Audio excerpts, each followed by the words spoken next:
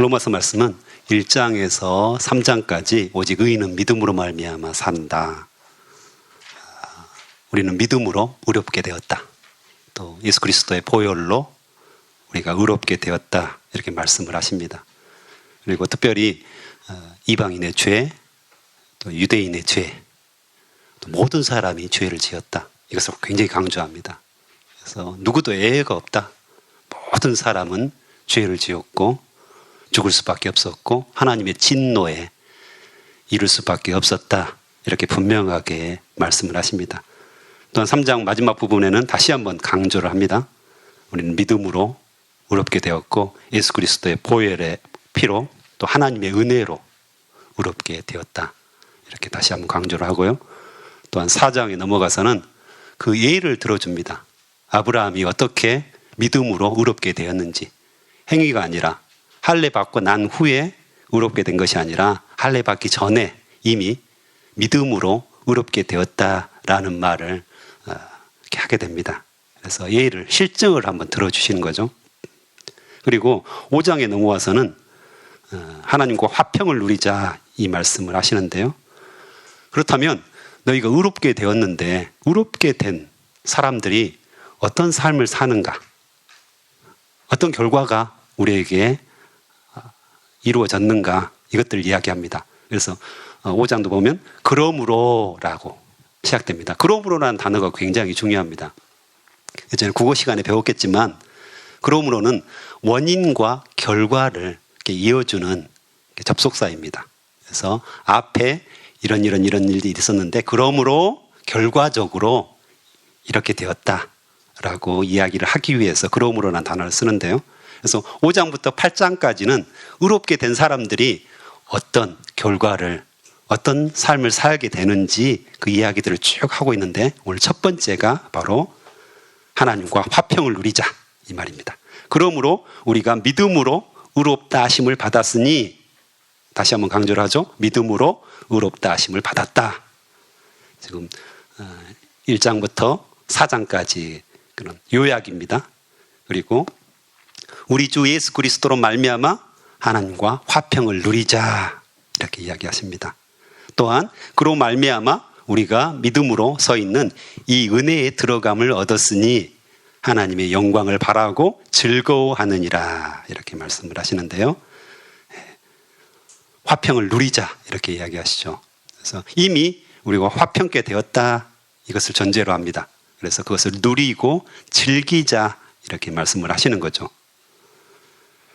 화평을 누리게 되었다, 또 즐거워하게 됐다, 이 말씀 안에는 전제가 있습니다. 그 전제가 있는데 뭐냐면 죄로 인해서 원수 관계가 되었다는 전제가 깔려 있습니다. 그러니까 우리가 죄를 지음으로 말미암아, 아담의 죄로 말미암아 하나님과 원수 관계가 되었다는 것을 우리가 알 수가 있습니다. 그래서 죄의 삭은 사망이 되었고요. 사형에 해당된다고 했잖아요. 그래서 하나님의 공의 때문에 하나님의 진노가 우리에게 임했다고 말합니다. 하나님은 공의로우신 분입니다. 죄에 대해서는 반드시 진노하게 돼 있고 분노하게 돼 있습니다. 최근에 이제 살인의 추억의 모티브가 되었던 이춘재라는 사람이 잡혔잖아요. 공소시효가 다 끝난 후에 잡혔는데 이런 사람들을 보면 어떻습니까? 우리 안에 분노가 일어나죠. 어떻게 사람들을 저렇게 많이 죽였을까? 잔인하게. 그게 바로 공의가 우리 안에 있다는 것입니다. 정의가 우리 안에 있는 것이죠. 하나님의 속성을 우리가 닮았기 때문에 그렇습니다. 그런 사람들을 보면 돌로 치고 싶은 마음들, 분노가 일어나는 마음들, 진노가 일어나는 마음들이 우리 안에 가득합니다. 마찬가지입니다. 하나님의 공의 때문에 우리가 죄를 지었을 때 하나님은 반드시 벌을 하셔야 됩니다. 진노하셔야 된다는 거죠. 그렇지만 또 하나님께서는 사랑의 마음을 가지고 계시잖아요. 속성을 가지고 계시잖아요. 이 둘이 이제 계속해서 우리 삶 속에 또한 성경 속에서 계속해서 나타난 그런 하나님의 속성이죠. 그래서 아담의 죄, 이 불순종의 죄로 말미암아 세 가지 원수 관계가 형성되었는데요. 예전에도 한번 말씀드린 적이 있는데 하나님과 사람 사이의 원수가 되었습니다. 하나님과 사람 사이의 원수가 되었죠. 그래서 사람이 불순종함으로 하나님으로부터 등을 돌려버린 거죠. 그래서 분리가 되었습니다. 떨어진 거죠. 그래서 원수가 되었고요. 또한 사람과 사람 사이에, 그래서 최초로는 아담과 하와 사이에 분리가 형성되죠. 그래서 원수가 됩니다. 세 번째로는 사람과 자연 사이에도 원수가 되었습니다. 그래서 사람은 자연을 파괴하고 자연은 또 사람들에게 재앙을 가져다 주는 이런 원수 관계가 형성이 되었는데, 8절에 오늘 읽었듯이 예수님께서 우리를 위하여 죽으심으로 하나님께서 우리에게 대한 자기의 사랑을 확증하셨다. 이것은 바로 원수 관계를 화목하는 관계, 화평하는 관계로 바꾸어 주셨다고 말씀하십니다. 그래서 특별히 오늘 본문에 10절에도 그렇고 11절에도 그렇고 하나님과 화목하게 되었은즉 화목하게 된 자로서는 더욱 그의 살아나심으로 말미암아 구원을 받을 것이니라. 또 그뿐만 아니라 이제 우리가 화목하게 하신 우리 주 예수 그리스도로 말미암아 하나님 안에서 또한 즐거워하느니라. 예수 그리스도로 말미암아 우리가 즐거워한다고 말씀하십니다. 그래서 예수 그리스도의 보혈의 피로 화평하게 되었고요, 화목하게 되었다고 말씀하십니다. 특별히 예수님께서 부활 후에 제자들에게 나타나시잖아요. 그리고 최초에 하신 말씀이 Peace be with you, 영어로는 그렇고요. 그래서 평강이 너희에게 있을지어다. 그래서 평안할지어다, 이 말씀하시거든요. 그래서 이미 화평이 우리 안에 왔고 그 화평을 누리라고, 즐거워하라고 이렇게 분명하게 말씀을 하십니다. 사람과 사람 사이에 원수관계가 되었다. 두 번째로 그것의 대표적인 예가 부부싸움에 있습니다. 실제로. 그렇죠. 부부싸움을 해보면 이게 바로 왼수의 관계구나. 이걸 많이 우리가 경험하게 되죠. 목사는 부부싸움 할까요? 안 할까요? 합니다. 저도. 아이들에게도 가르칩니다. 목사도 부부싸움을 한단다. 보여주죠? 근데 이제 중요한 것은 해결 방법이죠. 해결 방법. 어떻게 해결할 것인가? 그 부부싸움을 어떻게 해결할 것인가? 이게 바로 이제 하나님과 우리와의 관계, 이것도 연결이 되어 있기 때문이죠. 한 달 전쯤이었습니다. 저희가 부부싸움을 했습니다. 오랜만에. 근데 시점이 별로 좋지 않았습니다. 금요일 밤이었습니다. 금요 기도회 끝나고 참 무슨 일이었는지 잘 기억은 나지 않습니다. 지난번에 아내하고도 이야기했는데 별로 기억이 남지 않더라고요. 특별히 민족 복음화를 위해서 싸운 것은 절대 아니었습니다. 우리가 정말 목숨 걸고 싸워야 될 일인데 그런 것 갖고 싸우지 않습니다. 아주 사소한 일 갖고 싸우죠. 근데 저희 이제 부부의 원칙이 있는데, 첫 번째가 하루를 넘기지 않는다. 근데 금요일 밤이었습니다. 그래서 별로 남지 않는 시간이었죠. 그게 이제 문제였고, 그 다음에 각방을 쓰지 않는다. 이게 이제 저희 부부싸움의 원칙이거든요. 해결하기 위해서 절대 각방을 쓰지 말자. 또한 하루를 넘기지 말자. 근데 가끔씩 하루를 넘기는 경우가 있는데 바로 그날이었습니다. 하루를 넘겼죠. 그래서 토요일 아침까지 앙금이 좀 남아 있었는데요. 성경적이지 않잖아요, 이게. 그래서 하나님과 원수된 관계가 그대로 드러난 겁니다. 여전히 나는 나의 의로움을 자랑하고 있고, 그래서 하나님과 어떤 원수된 관계를 그대로 표현하고 있는 모습이었습니다. 그래서 아침에 일찍 일어났습니다. 6시에 일어났는데, 제가 일어나서 편의점에 가서 삼각김밥을 사고, 2개를 샀습니다. 그다음에 음료수들 몇 개를 챙겼습니다. 그래서 그걸 가지고 무등산을 오랜만에 올라가야 되겠다. 서석대를 지나서 한 바퀴 돌아야 되겠다. 이 마음을 먹었습니다. 한 5년 만에 제가. 그래서 이 부부싸움도 괜찮구나. 이럴 때 등산 한번 할 수 있는 좋은 기회가 됐구나. 그래서 아침 일찍 동적골이라는 곳이 있습니다. 그래서 정심사 쪽으로 가면 한가하더라고요. 갔는데 새소리도 들리고 물소리, 바람소리 너무 좋더라고요. 그래서 그것을 한적하니 올라갔는데 이 등산로를 쭉 따라가다 보니까 흙이 많이 파헤쳐졌더라고요. 그래서 요즘 공무원들은 이런 때까지 이렇게 꽃을 심는구나. 진짜 고생이 많네. 다 파헤쳐져 있으니까 꽃을 심는 줄 알았습니다. 그래서 한참 이제 올라가고 있는데 쇠인봉 쪽으로 쇠인봉이라는 곳이 있거든요. 그쪽으로 올라가려고 했는데 코로나 때문에 막아놨더라고요. 등산로를. 그래서 안 되겠다. 다른 데로 우회해야 되겠다. 그래서 더 바깥쪽으로 좀 우회했는데 한 사람도 없는 겁니다. 등산하는 사람이 한 사람도 없더라고요. 그래서 이제 한참 이제 힘들게 올라가고 있는데 앞에서 깽깽 하면서 후두둑 하더라고요. 뭐가. 그래서 자세히 봤더니 멧돼지인 거예요. 그래서 저도 깜짝 놀랐고 멧돼지도 깜짝 놀랐습니다. 예. 지가 개인 줄 알더라고요. 깨갱 하더라고요. 처음 들었습니다. 예. 개소리가 나더라고요. 그래서 굉장히 저도 놀랬고 멧돼지도 굉장히 놀랐는데 어떻게 해야 되죠? 이때 예. 뒤로 슬금슬금 물러가가지고 좌우를 보면서 나무를 살폈습니다. 나무 뒤로 숨어야 되잖아요. 빨리 오면. 그래서 굉장히 놀랐습니다. 그래서 뒤로 슬금슬금 뒷걸음쳐서 내려왔는데 이 올라갈 때 봤던 그 파헤쳐진 등산로 주변에 파헤쳐진 엄청나게 파헤쳐졌는데 이게 다 멧돼지가 흙을 파헤쳐 놓은 거였더라고요. 나중에 인터넷 검색해 보니까 무등산에 멧돼지가 상당히 많다고 이렇게 나오더라고요. 그래서 사건보다는 해석이 중요하잖아요. 그래서 차 안에 이제 와서 회 11시나 됐거든요, 그때. 6시부터 11시까지 갔다가 이제 내려오는 길인데, 왜 멧돼지를 만나게 됐을까? 이게 이제 궁금했습니다. 근데 이제 부부싸움하고 제가 도망간 거잖아요. 피해서 도망간 거잖아요.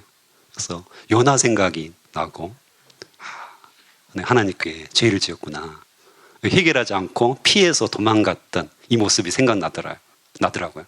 그래서 결국은 이 원수가 되었다는 것은 분리를 의미한다고 했잖아요. 떨어져 있는 거잖아요. 그러니까 자연도 좋았고 새소리, 물소리 너무 좋았는데 결정적으로는 제가 떨어지기를 원했던 원수 관계가 되니까 이 떨어지기를 원했던 그 마음들 하나님께 그것을 회개하고 주님 제가 잘못했습니다.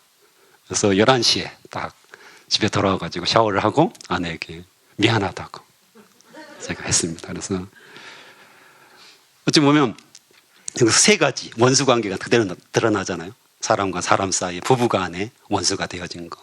또 그것을 내가 해결하지 않고 도망갔을 때 하나님과 분리되고 또 멧돼지라는 자연과 원수가 된 거잖아요. 아마 예전 에덴 동산 시절이었다면 그렇게 만났으면 코 비비면서 같이 즐겁게 놀았을 그런 멧돼지잖아요. 근데 서로 이렇게 놀래가지고 이렇게 원수가 된 관계들. 그렇지만 우리가 회개하고 돌이켰을 때 이 관계들은 이미 해결된 관계잖아요. 그래서 화평을 누릴 수 있고 즐거워할 수 있고 부부 관계도 역시 마찬가지죠. 하나님께서 우리를 하나 되게 하셨고 분리를 경험하지 않도록 하나님께서 분명하게 약속하신 거잖아요. 그래서 그것을 우리가 붙잡고 누리고 즐거워하면 되는데 여전히 우리 안에 죄성이 있고 죄악이 가득함으로 말미암아서 이 하나됨을 경험하지 못하고 여전히 분리된 모습들을 우리가 가지고 산다는 것이죠. 예수 그리스도께서는 우리에게 화평을 주셨습니다. 평화를 주신 거죠. 더 이상 원수 관계가 아닙니다. 하나님과 나 사이에 또한 다른 사람과 나 사이에 또 자연과 나 사이에 우리는 더 이상 원수된 관계가 아니라는 것이죠. 그래서 누리는 사람이 누리는 것입니다. 즐거워하는 사람이 즐거워하는 것입니다. 부부싸움을 한 후에도 여전히 각방을 쓰고 여전히 분리되어 있으면 해결하지 못하면 그것은 우리의 손해죠. 누리지 못하는 거죠. 하나님께 주신 수많은 축복들을 우리가 누리지 못하고 그것을 걷어차는 그런 일이 됩니다. 사람과 사람 사이에도 역시 마찬가지입니다. 수많은 관계들 속에서 물론 갈등과 다툼이 있는 거잖아요. 근데 그것들을 빨리 주님 앞에 내어놓고 해결하지 않으면 그 시간만큼 우리는 시간을 낭비하는 것이고 인생을 낭비하는 것이죠. 또 자연과의 관계도 마찬가지입니다. 우리가 너무 많이 먹고 너무 많은 것들을 가진다는 생각이 듭니다. 그래서 예전에 한참 북한에서 굶주림이 있을 때, 그렇죠? 고난의 행군이라고 하잖아요. 90년대 후반에. 그때 이런 말이 있었잖아요. 북한 사람들은 굶주려 죽고 배고파서 죽고 남한 사람들은 배 터져서 죽는다고.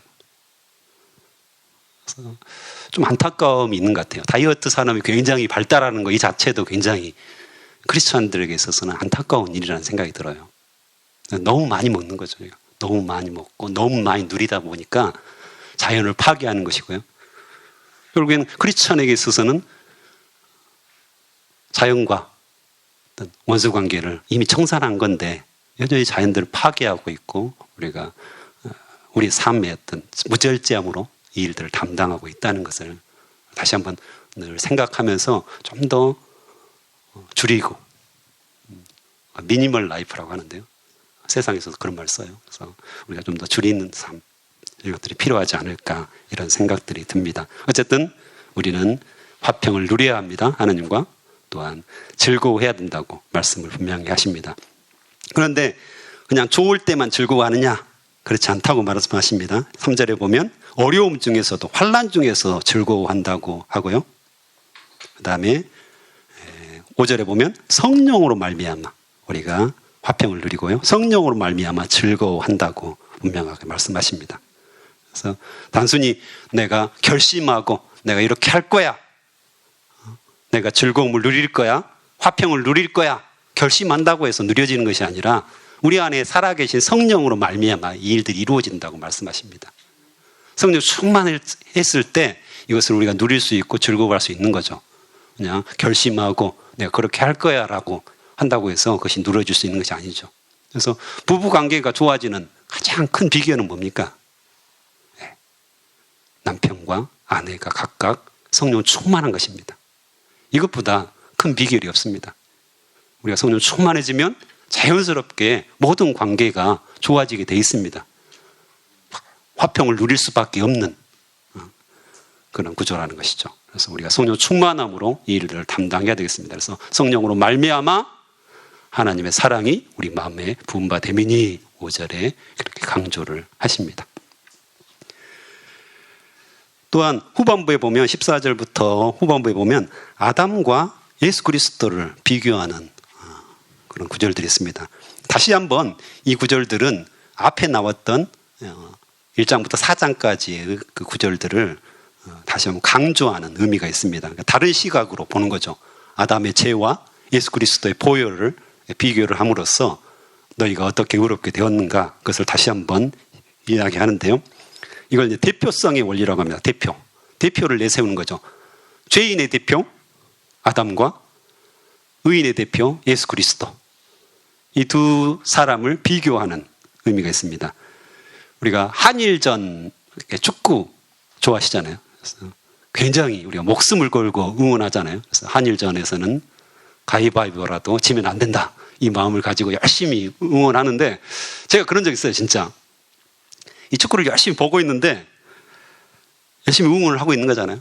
소리 지르면서 뛰어 일어서 가지고 막 흥분을 하면서 응원하는데 순간 저게 나하고 무슨 유익이 나하고 무슨 관계가 있지? 나에게 뭔 이익이 있지?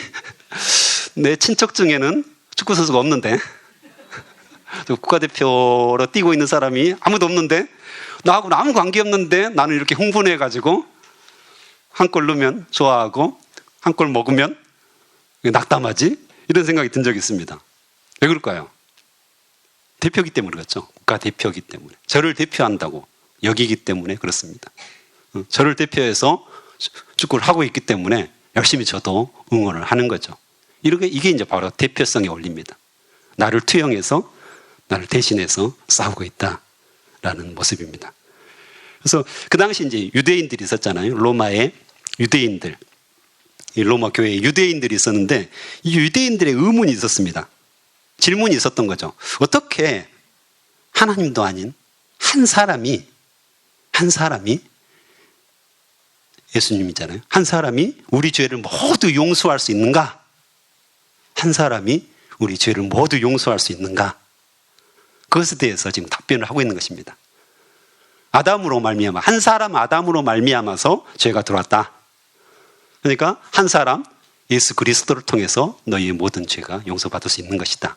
그분의 보혈의 피, 그분의 십자가, 그분의 순종, 특별히 나중에 순종이라는 말씀이 19절에 나오잖아요. 한 사람이 순종하지 아니함으로 많은 사람이 죄인 된 것 같이 한 사람이 순종하심으로 많은 사람이 의인이 되리라. 그래서 예수 그리스도의 순종으로 말미암아 너희가 의인이 되었고 의롭게 되었다. 이렇게 말씀을 하시는 거죠. 이 말씀을 통해서 바로 우리에게 주시는 말씀이 있습니다. 바로 내가 교회의 대표라는 것이죠. 오늘날 교회를 대표하는 사람이 누구냐? 나입니다. 그래서 이제 종종 매스컴에 일부 목사님들, 또 큰 교회들, 어떤 불미스러운 일들이 보도가 되잖아요. 최근에도 그랬고. 그럼 어때요? 막 사람들이 그것에 대해서 비난을 합니다. 근데 그 중에 많은 사람들이 크리스찬들이라는 것입니다. 교회를 대표하는 게 바로 난데 내가 그 교회를 향해서 욕을 하는 겁니다. 비난하는 것이죠. 어찌 보면 그 모습이 내 모습인데 내가 그것을 붙들고 회개해야 할 제목으로 하나님께서 보여주시는 건데 그 사람들을 비난하고 욕하면서 나는 정작 의롭다고 생각합니다. 나는 그러지 않는데, 나는 의롭게 살고 있는데, 나는 잘 살고 있는데 일부 목사들이, 일부 교회가 이렇게 죄를 지어가지고 한국 교회 전체가 욕먹는다 이렇게 생각을 합니다. 그렇지 않으세요? 근데 그렇지 않습니다. 바로 내가 한국 교회를 대표하고 있는 것입니다. 그 문제는 내 문제입니다. 그 교회의 죄, 그 목사님의 죄는 나의 죄가 됩니다. 그래서 내가 철저하게 회개하고 무릎 꿇을 필요가 있는 것입니다. 이게 바로 대표성의 원리입니다. 우리가 이 땅에 살면서 우리는 작은 예수로 살아가는 것입니다. 사람들은 예수님을 성경에서 찾지 않습니다. 어디서 찾을까요? 바로 내 모습을 보고 예수님이 살아계시는구나. 하나님이 살아계시는구나. 이걸 보게 되는 것입니다. 전도해 보시면 그런 말씀 많이 듣잖아요. 내가 예수님 믿고 싶은데 내 가족 중에, 내 친척 중에 누구를 보니까 못 믿겠다. 물론 핑계죠. 핑계지만 그런 이야기를 들을 때마다 우리는 두렵고 떨림으로 주님 앞에 서야 합니다. 우리는 한국교회를 대표하고 있고요. 작은 예수로 예수님의 모습을 그대로 드러내는 자들입니다. 그래서 늘 하나님 앞에 겸비하게 서야 된다는 것이죠.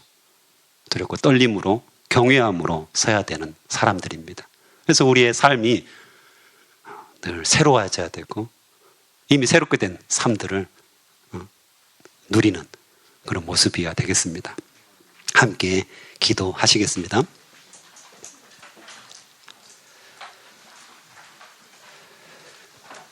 하나님 아버지 감사합니다. 오늘 또 말씀하여 주셔서 감사합니다. 하나님과 화평을 누리라고 말씀하셨고 이미 화목된 관계를 누리라고 말씀하여 주셔서 감사합니다. 우리 삶 속에서 많은 관계들이 있습니다. 하나님과 온전하게 누림으로 말미암아 즐거움으로 말미암아 다른 모든 관계가 또한 풀어질 수 있도록 주여 역사하여 주시옵소서. 하나님 특별히 우리를 이 땅에 보내어 주셔서 우리를 교회로 또한 작은 예수로 만들어 주셔서 감사합니다. 우리가 두렵고 떨림으로 주님 앞에 서게 도와주시옵소서. 주님께서 성령의 충만함을 우리에게 허락하여 주시고 성령께서 우리 안에서 역사하시는 그 모습을 우리가 볼 수 있도록 은혜 베풀어 주시옵소서. 오늘 또 귀한 헌금을 통하여서 주님 앞에 드리는 자들이 있습니까? 있습니다. 그래서 마음과 몸과 모든 것들을 주님께서 받아주시고 기억하여 주시옵소서. 기도를 응답하여 주시옵소서. 우리가 부르짖을 때 하나님께서 응답하시고 주님께서 주님의 뜻대로 길을 열어주실 것을 믿습니다. 감사합니다. 예수님의 이름으로 기도합니다. 아멘.